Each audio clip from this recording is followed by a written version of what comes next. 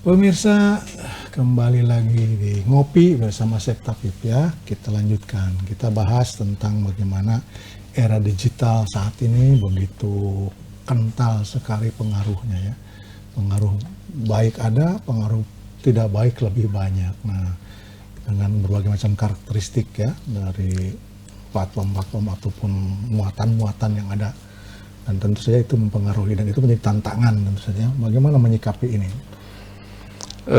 Tentunya kita harus berupaya untuk mampu menempatkan posisi kita, gitu ya. Karena memang seperti tantangan tadi kan terkait dengan informasi yang perlu disaring. Kemudian tantangan berikutnya adalah ketika era digital ini, itu kan misalnya gawai atau HP ini tidak kita pahami dengan baik, bisa menyebabkan kita lalai ibadah kan. Jadi goplatun pilih ibadah, Pak Sep. Lalai di ibadah. Kenapa? Dua jam kuat ya. Di misalnya di medsos.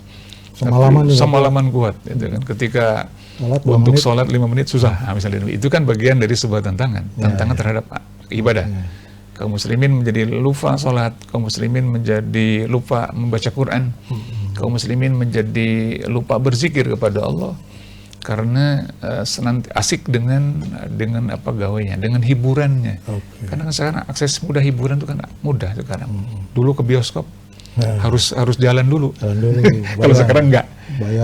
Bayar juga. Sekarang kan enggak. Jadi rumah saja itu. Asal ada kuota bisa. Apapun semua bisa. Terbuka di rumah. Semua terbuka di rumah. Sehingga itu tantangan sangat luar biasa. Ya, maka perlu disikapi dengan baik tadi kan. Namun demikian bahwa era digital ini pun sangat bermanfaat tentunya. Pertama apa? Kita jadikan teknologi itu untuk menyebarkan kebaikan. Seperti sekarang ini kita menyebarkan kebaikan. Mempermudah kebaikan. Diisi dengan yang sebut tadi kan, dengan dakwah Islam seperti itu. Ketika kita ngobrol tentang apa yang menjadi nilai-nilai Islam, nilai Islam, keimanan. Iya. Sekarang era digital pun dikaji dari bagaimana Islam memandang itu. Berbagai macam karakteristik era digital ini ya. Iya. Jadi bisa kita pilih mungkin ada karakternya nggak sih yang bisa kita ambil bahwa inilah digital yang bisa kita pakai, ini yang tidak. Iya, artinya bahwa teknologi digital ini bisa kita manfaatkan untuk tujuan kebaikan.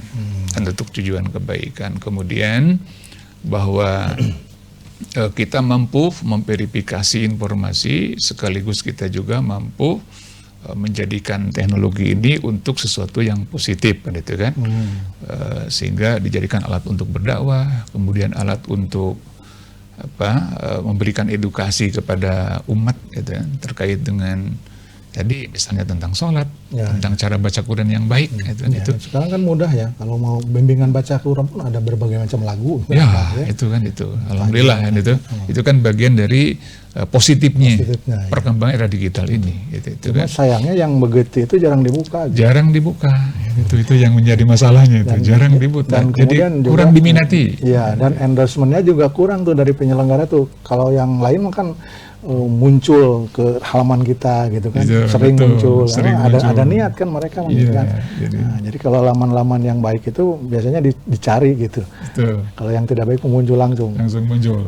Dan itu karakteris ada diikuti dengan dibaca algoritma gitu kan. Jadi orang kalau suka sering buka yang seperti itu, nanti yang muncul seperti itu juga. Gitu. Maka kalau teman-teman di rumah sering bukanya yang bagus-bagus, nanti juga yang lewat tuh bagus-bagus. Gitu kan. Saya hobi itu lihat tinju ya. Tinju suruh tonton gitu. Maka yang muncul terus tinju. Jadi ya terpaksa, bukan terpaksa. Kalau saya senang ya tonton lagi gitu. Muncul 200 tinju. Bersyukur masih tinju, tapi kalau yang lain banyak pasti. Gitu ya. Kalau yang lain nggak disebutkan mungkin. Suka lewat juga itu ya. Tapi kan itu dilewatkan aja. Maka tadi ada perlu sikap kita kan. Perlu komitmen diri, sikap diri, jati diri kita. Jadi itu kata kuncinya ya. Apapun yang dihidangkan, ya kita bisa memilihnya. Gitu. Karena punya komitmen diri dan sikap diri ini tidak boleh. Kenapa? Karena apapun yang kita perbuat, baik yang kita ucapkan lisan, kemudian yang kita tonton berarti mata kan? Iya, iya. Itu akan dipertanyakan nanti. Iya, dan zaman digital ini tidak bisa kita hindari karena memang zaman sedang berlangsung. Zaman dan sedang itu berlangsung. akan kita lewati gitu, sesuai dengan perkembangan zaman. Namun bagaimana kita mampu tadi kan memilihnya, memilih dan memanfaatkan dengan cara baik. Karena tidak semua informasi ada yang di laman-laman itu bisa kita gunakan. Iya. Ya, ada yang harus kita tolak, bahkan kalau yang baik kita kembangkan. Betul, harus kita kembangkan. Dan kita bandingkan. Walaupun itu juga baik, tetap harus ditabayun. Iya. Harus tetap dilihat. Betul. Misalnya ada petunjuk tentang melaksanakan sholat begini-gini, nah itu harus di cross check. Misalnya kalau yang kutip hadisnya hadis siapa, lihat manualnya benar nggak. Betul. Kan? Jadi jangan sampai informasi itu tidak ada cross check. Nah tadi kan, karena kita bukan arti kita sudon, bukan. Tapi kita adalah harus berhati-hati. Karena kan dalam ilmu itu perlu tadi patabayanu tadi. Patabayanu itu. Apalagi yang menjadi sumber informasi itu belum jelas siapa orang itu. Apalagi sering banyak yang khurafat, tahayul itu. Itu apalagi kalau sebarkan ke 10 orang maka dapat nah itu kan dapat wangsit. Dapat kebaikan bla bla bla gitu kan. Kok bisa seperti itu gitu. Nah itu kan tidak benar sama dicek dulu lah gitu. Islam kan mengajarkan jelas, tidak boleh demikian. Iya, misalkan amalkan bacaan ini berulang-ulang sekian ribu kan punya uang 1 triliun. Gitu kan. Berarti tidak usaha.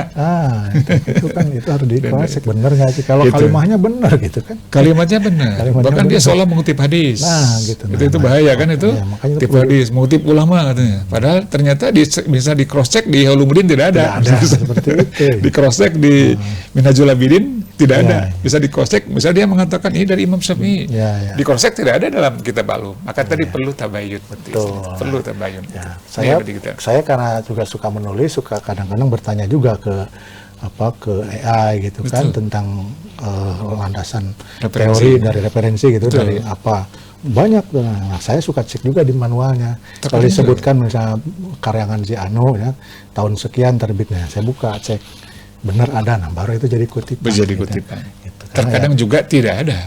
Tidak ada ya tidak jadi. Betul, jangan jadi baik, kutipan. Pemirsa, kita lanjutkan nanti dengan bagaimana Islam mengajarkan kita untuk menyikapi era digital ini. Bersama Pak Ustadz Koko ya. Siap. Lanjutkan berikutnya. Yang lewat silakan.